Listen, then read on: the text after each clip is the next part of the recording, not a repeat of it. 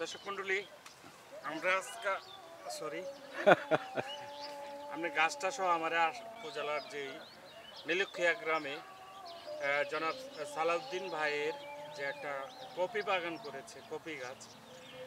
এগুলো হলো কপি, যারা বাংলাদেশে কপি সচরাচর মনে হয় কয়েকটা ডিস্ট্রিক্টে অল্প অল্প করে হচ্ছে। আর এই সালাউদ্দিন ভাইয়ের যে এই কপির যে আসলে কপি কিন্তু একটা জনপ্রিয় একটা পানীয়, যেটা নাকি চার চাইতেও আরও খুব এটার মধ্যে ক্যারোটিনাস বিভিন্ন ধরনের আছে, এই সেই কপি। আর উনি এই যে বাগানটা করেছে, উনি খুব কষ্ট করে 1 বিঘার মতো, আপনি 33% উপরে কত গাছ লাগাইছেন ভাই? 33% ভূমিতে 135 পিস গাছ লাগাইছে। এখন ফলন 2 বছর পরে আসা শুরু করেছে। আর এই ফলনগুলো, এই গাছগুলো সম্পূর্ণভাবে বেলাবর যে কৃষি কেন্দ্র, ওইখান থেকে ওনাকে দিয়েছে, ওনাদের অবজারভেশনে আছে।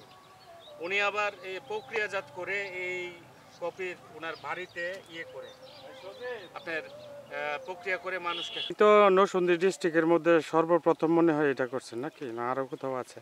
নরসিংদী জেলার মধ্যে এটাই প্রথম। এলাকাটার নাম বলেন একটু। নীলক্ষিয়া গ্রাম, পোস্ট অফিস দোলালকান্দি, থানা বেলাবা, জেলা নরসিংদী। আচ্ছা, কত মানে বিঘার মধ্যে এই ইয়াটা করছেন, প্রকল্পটা করছেন? 33 শতক জমির মধ্যে আমি এই কপিটা চাষ করছি। কত পিস চারা লাগাইছেন? 135 পিস চারা নিয়ে আমি শুরু করছি। কতদিন আগে? 2 বছরের কিছু বেশি সময়। ফলন মানে চারা আনছিলেন কোত্থেকে? চারা আমি কৃষি অফিসে থেকে জোগাড় করছি। বেলাবর কিছু কৃষি অফিস। আচ্ছা, এই চারা কিনতে আপনার কত করে খরচ পড়ছে? এটা কৃষি অফিস এটা বিনামূল্যে প্রদর্শনী হিসেবে সমতল ভূমিতে পরীক্ষামূলকভাবে চাষাবাদ হিসেবে তারা এটা প্রদর্শনী দিচ্ছে। ও, ওইখান থেকে আপনাকে ইয়া দিছে নাকি? আর এটার রক্ষণাবেক্ষণের দায়িত্বে আর ভরণ পোষণ আপনি করছেন? ফলন আসছে কতদিন পরে? আমার বাগানের মধ্যে ফলন আসছে 1 বছর পরে, ফুল আসছে। এখন এটা ফুলটা পাকতে 1 বছরের মতন সময় লাগে, ফুল থেকে আসা থেকে ফল পাকা পর্যন্ত। এইটারে আপনি কোন প্রক্রিয়ার মাধ্যমে কপিতে রূপান্তরিত করতেছেন? আমি এটারে ফলটা পাকার পর গাছ থেকে উঠে নিয়ে তারপর রোদ্রে বিচিটা বাহির করে রোদ্রে শুকিয়ে তারপর বাজা হয়। বাজার পরে এটারে আমি খাবারে ব্র্যান্ড করেন? ব্র্যান্ড করি, ব্যান্ডার দিয়ে ব্র্যান্ড করে, এরপরে ছোট একটা মেশিন দিয়ে ব্র্যান্ড করি। আচ্ছা, কপি আপনার এই এখানে আইসা কপি খাইতে পারে?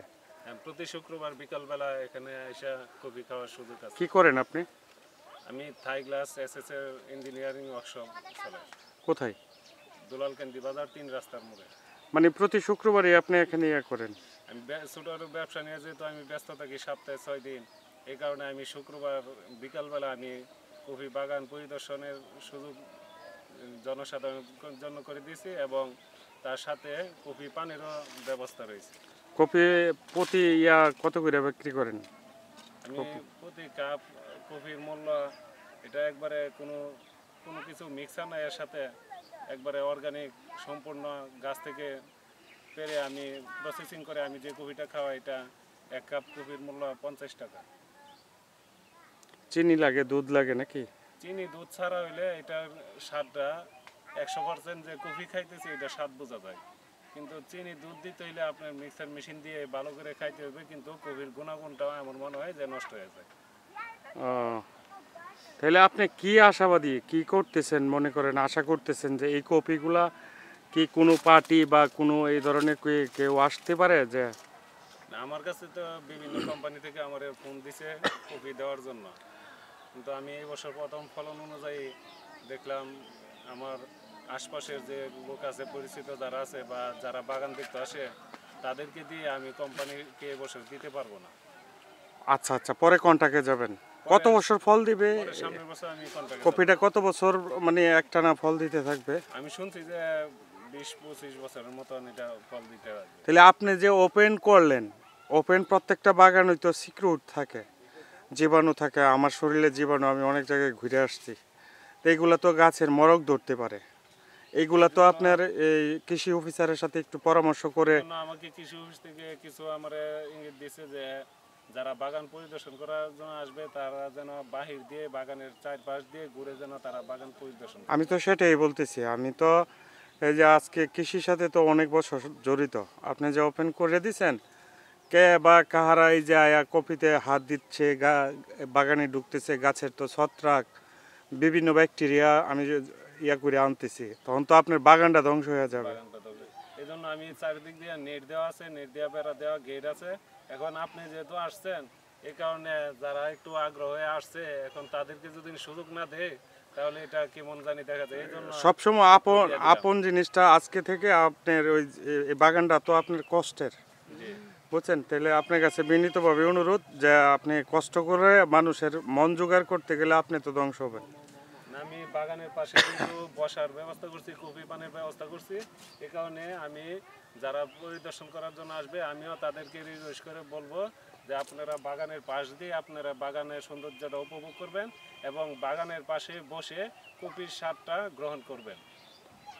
ঠিক আছে, আপনার এই অ্যাড্রেসটা আবার বলেন এবং মোবাইল নাম্বারটা বলেন। আমার অ্যাড্রেসটা হইল নীলক্ষিয়া পূর্বপাড়া নাজির মোল্লা বাড়ি দোলালকান্দি বেলাবন্ন সন্ধি।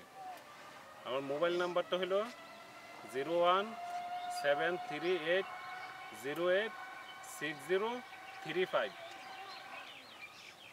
জি, আসসালামু আলাইকুম। ওয়ালাইকুম সালাম। অরিজিনাল যে কপি, এই কপিটা আশা করি এখান থেকে খাবেন দয়া করে।